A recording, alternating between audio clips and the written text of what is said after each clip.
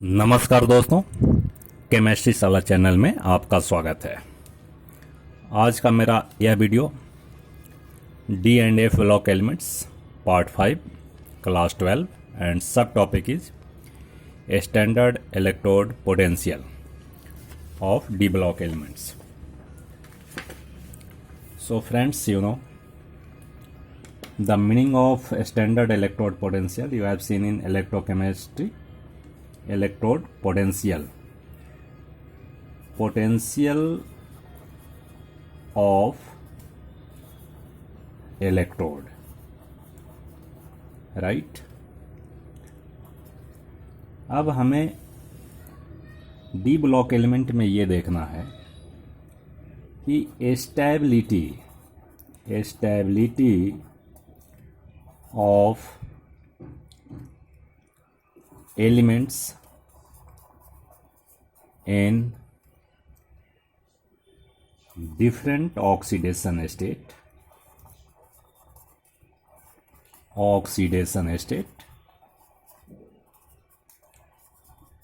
is determined by standard electrode potential. ठीक है दोस्तों, अभी आपने देखा, इसके पहले वाले वीडियो में देखा कि transition element exhibit variable oxidation state. तो हर एक ऑक्सीडेशन स्टेट में एलिमेंट की क्या स्टेबिलिटी है, और मैंने कहा भी था कि बहुत सारे ऑक्सीडेशन स्टेट अनस्टेबल भी हैं। तो अनस्टेबिलिटी क्यों है? उसका इलेक्ट्रोड पोटेंशियल ज़्यादा होएगा। ठीक है, तो एक चीज़ हमें याद रखना है, lower is the electrode potential means reduction electrode potential भाई, reduction electrode potential the stability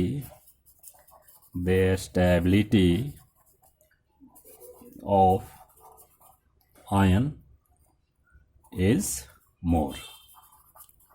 ठीक है, reduction electrode potential is concern in IUPAC system, इसलिए मैंने लिखा है रिडक्शन इलेक्ट्रोड पोटेंशियल।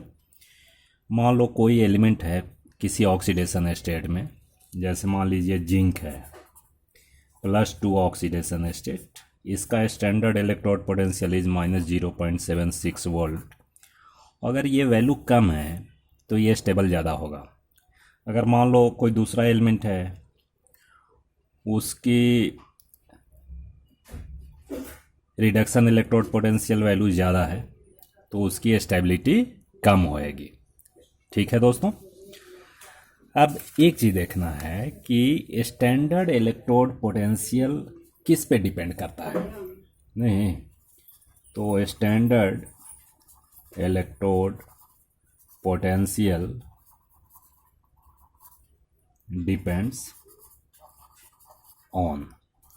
अब देखो, आपको लग रहा होगा कि इलेक्ट्रोड पोटेंशियल तो आयनाइजेशन इंथैल्पी ही तो है कि zinc changes into Zn++2++2 electron, लेकिन ये सारा काम कहाँ होता है भाई? आप क्लास 11 में भी पढ़ा, क्लास 12 में भी इलेक्ट्रोकेमिस्ट्री पढ़ा, तो it takes place in aqueous solution. Solution क्या होता है? एक्वस होता है।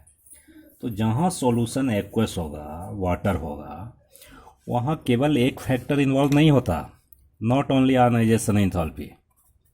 ठीक है, इसमें और भी बहुत सारे चीज़ हैं।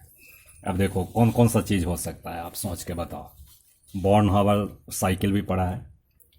तो सबसे पहले मान लीजिए कि कोई एलिमेंट है, M कोई एलिमेंट है, तो सबसे पहले ये M को क्या होना चाहिए भाई? वेपर फेज में आना चाहिए। वेपर फेज में आइए, ये वेपर, तो ये कौन सा इंथैल्पी होगा यहाँ? Enthalpy of sublimation. तो एक इंथॉल्पी तो ये है भाई, इंथॉल्पी ऑफ सब्लिमेशन। उसके बाद क्या होएगा भाई इसमें, अब एक इलेक्ट्रॉन इससे निकालना है, तो यहाँ आयोनाइजेशन इंथॉल्पी होएगा। क्या होएगा भाई, आयोनाइजेशन इंथॉल्पी होएगा। ठीक है, तो आयोनाइजेशन इंथॉल्पी में क्या बनाएगा, एम प्लस बनाएगा। और एम प्लस के बाद अब देखो ये वाटर में है, तो definitely this M plus forms bond with water. ठीक है कि नहीं। अब ये एम प्लस क्या होएगा भाई, एम प्लस एक्वस। यहाँ क्या होगा, हाइड्रेशन इंथॉल्पी, ये हाइड्रेशन इंथॉल्पी यहाँ पे काम करेगा। अब इसके बाद हम कह सकते हैं कि M changes into M plus aqueous. अब यही आपका इलेक्ट्रोड पोटेंशियल वैल्यू होगा, राइट। इसका मतलब है कि electrode potential depends on number 1 enthalpy of sublimation, दूसरा ionisation enthalpy, and third one is hydration enthalpy. ठीक है दोस्तों, तो ये तीनों जो sum of enthalpies of sublimation, ionisation, hydration enthalpy, ये तीनों इंथॉल्पी जिनके कम होंगे, ठीक है ना, if the sum of these three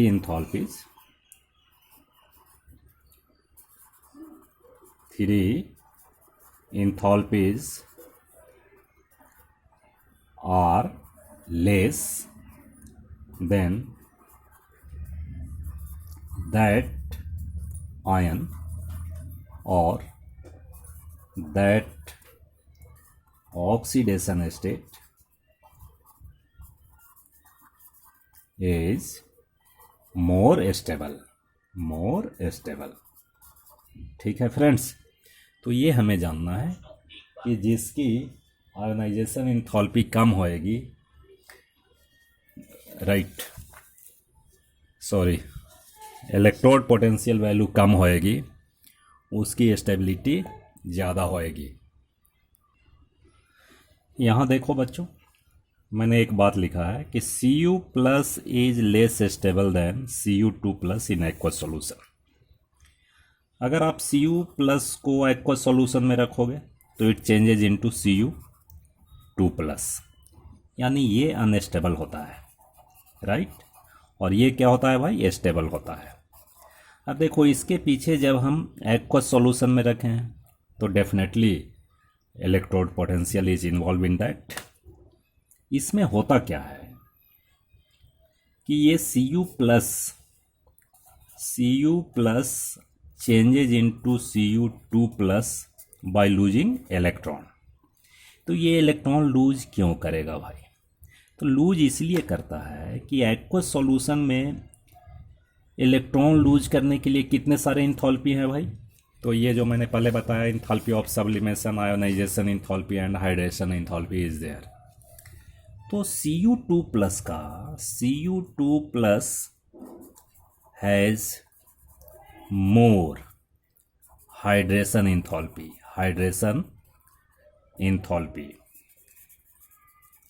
देखो हाइड्रेशन इंथॉल्पी कंफ्यूज मत करना, यहाँ कभी कभी लिखा रहेगा मोर निगेटिव मीन्स ज़्यादा एनर्जी निकल रहा है हाइड्रेशन इंथॉल्पी। तो एक ही चीज़ है, मोर हाइड्रेशन इंथॉल्पी मैंने लिखा है कि more amount of energy is released when water forms bond with Cu2 plus, and that energy, that hydration enthalpy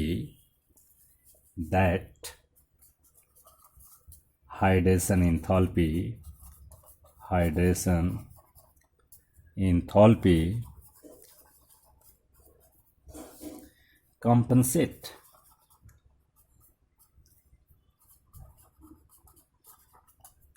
to release electron from Cu plus, right? That's why क्या होएगा, hence Cu plus changes into Cu2 plus in aqueous solution, right. तो एक तो reason ये है। और भी आप देखेंगे कि there is disproportionation reaction takes place and Cu plus changes into Cu2 plus plus Cu। तो डिसप्रपोर्शनेशन रिएक्शन आपको पता होगा, डिसप्रोपोर्शनेशन रिएक्शन यानी जिसमें ऑक्सीडेशन भी हो और रिडक्शन भी हो। तो यहाँ क्या देख रहे हो, Cu प्लस किस में चेंज हो रहा है भाई, Cu में चेंज हो रहा है by accepting 1 electron, and Cu plus changes into Cu2 plus also by losing electron. तो ये ऑक्सीडेशन भी हो रहा है और इसका रिडक्शन भी हो रहा है, ठीक है भाई। तो आप ये भी लिख सकते हैं कि there is disproportionation reaction takes place and Cu plus changes into Cu2 plus. So Cu2 plus is more stable in aqueous solution, ठीक है दोस्तों। अब इसमें एक मैं और बात करना चाहता हूँ, stability of ion with respect to ionization enthalpy, right. तो हम लिखते हैं stability of ions with respect to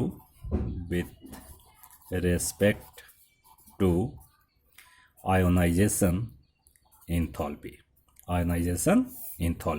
ठीक है दोस्तों। Friends, you know stability of ions with respect to ionization enthalpy, इसमें हमें थोड़ा सा ये बात जाननी है कि अगर आयोनाइजेशन एंथैल्पी लेस होगा, हम यहाँ पे लिखते हैं कि less ionisation enthalpy stability is more for ion, ठीक है दोस्तों। ये हमें ध्यान में रखना है। और एक मैंने क्वेश्चन भी नीचे लिख रखा है, उसको मैं बता रहा हूँ। Nickel 2 oxidation state 2 is more stable than platinum 2, but platinum 4 is more stable than nickel 4।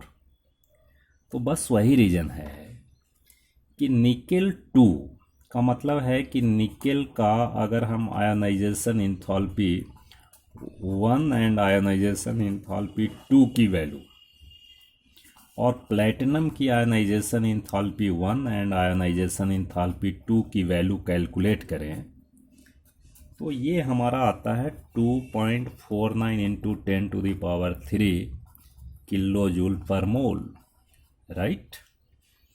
और इसमें जो वैल्यू आती है ये आती है 2.66 इंटू 10⁻³ किलो जूल पर मोल। तो अब बताओ कि कौन स्टेबल होगा। ये nickel 2 ionization enthalpy means 2 electron निकल गए, तो ये 2+ होगा कि नहीं, और ये 2+ होगा। इसका आयनाइजेशन एंथैल्पी ये लेस है, इससे लेस है, तो स्टेबल कौन होगा भाई, ये ज़्यादा होगा स्टेबल। तो हो गया, फर्स्ट समझ आ गई बात।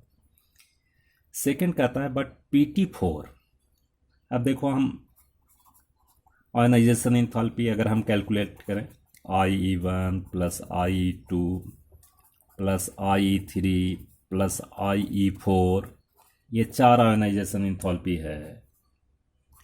इट्स वैल्यू कम 2.9 10⁻³ kilojoule per mole, and platinum is IE1 plus IE2 plus IE3 plus IE4, this is equal to 9.36 into 10⁻³ kilojoule per mole. अब इसमें देखो तो आयनाइजेशन एंथैल्पी की वैल्यू प्लेटिनम 4 की कम हो रही है, तो ये ज़्यादा स्टेबल हो, ये 4+ ज़्यादा होएगा, निकेल 4+ ये लेस स्टेबल होगा। तो बच्चों एक चीज़ हमें ये जानना है कि ये stability of ions depends on ionization enthalpy. If sum of ionization enthalpy is less, then ion is more stable. ये हमें याद रखना है। इसके बाद भी एक और मैं क्वेश्चन इसमें करवाना चाह रहा हूँ। इसमें देखिए, एक मैंने क्वेश्चन लिखा है, Mn2+ compounds are more stable than Fe2+ compound. देखो बहुत ही आसान है, इसको सोचना इस तरह से है कि अगर हम Mn2+ लिखते हैं तो इसका कॉन्फ़िगरेशन क्या होएगा भाई? 3D5 4S 0 हो, ठीक है कि नहीं? यानी इसका स्टेबल कॉन्फ़िगरेशन है भाई। ये 3D5 half filled stable configuration, ठीक है कि नहीं? तो ये स्टेबल होगा, इसका कंपाउंड स्टेबल होगा। किससे कह रहा है भाई? Fe2+। तो Fe2+ का लिखो तो क्या आएगा? 3D6 4S 0। तो 3D6 ये तो पार्शियल फील्ड है, तो इसका स्टेबिलिटी कम हो। Partial field less stable configuration, ठीक है दोस्तों? तो हम इससे भी डिफाइन कर लेते हैं। और एक चीज़ और है, देखो इसी में मैं ऐड कर दूं, थोड़ा ऐसा ऐड कर दूं कि Mn2+ compounds are more stable than Mn3+। Mn3+ से ये ज़्यादा स्टेबल होगा। क्यों होगा भाई? तो Mn2+ का कॉन्फ़िगरेशन है 3D5 4S 0 और इसका कॉन्फ़िगरेशन क्या होएगा भाई? 3D4 4S 0, ठीक है? अगर मान लो इसी में एक और क्वेश्चन ऐसा जोड़ दे कि Fe2+ compounds are less stable than Fe3+। तो इसमें क्या लिखोगे? Fe2+ का क्या होगा? 3D6 4S 0, ये लेस स्टेबल है, और ये 3D5 4S 0, ठीक है कि नहीं? तो ये मोर स्टेबल कॉन्फ़िगरेशन, ठीक है दोस्तों? और इसमें ये क्या है भाई? ये है लेस स्टेबल।